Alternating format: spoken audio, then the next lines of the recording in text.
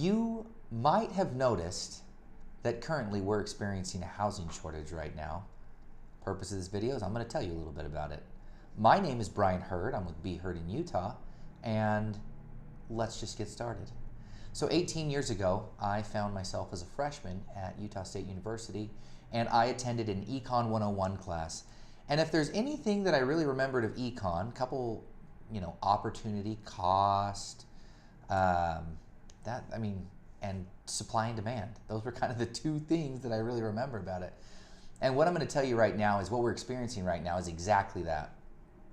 We have a low supply and a high demand. And what that creates is, right, lots of things, but it creates prices increase, like we've seen that over the last couple of years, and a higher demand. And so you sit back and think, well, what kind of market is this an advantage for people? And I'll tell you, there's a couple people that come to mind. So, people that have been sitting on a rental property for a while. And, a lot of people, back a couple years ago, they couldn't even sell their house if they wanted to because they were underwater. And so what they did is they rented it out. Well, if you found yourself in that situation and you're at a point where you're like, you know what? I'm kind of done being a landlord. I've been doing the landlord thing for the last 5 to 7 years because I had to.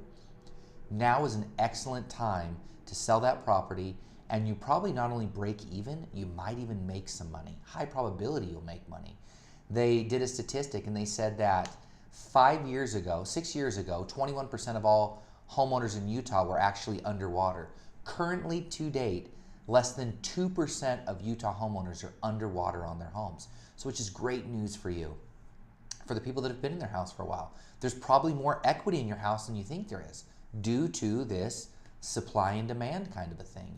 And if you're moving into a different price range of homes, it might not be as constricting as it is in the range that you're selling, which is advantageous for you. So there you go, a couple things to think about. Little Econ 101 lesson. Really excited to share that with you because I actually found some real world application and something that I learned in college. Guys, this is Brian Hurd with Be Hurd in Utah, who happens to be your trusted voice in Utah real estate. Thank you.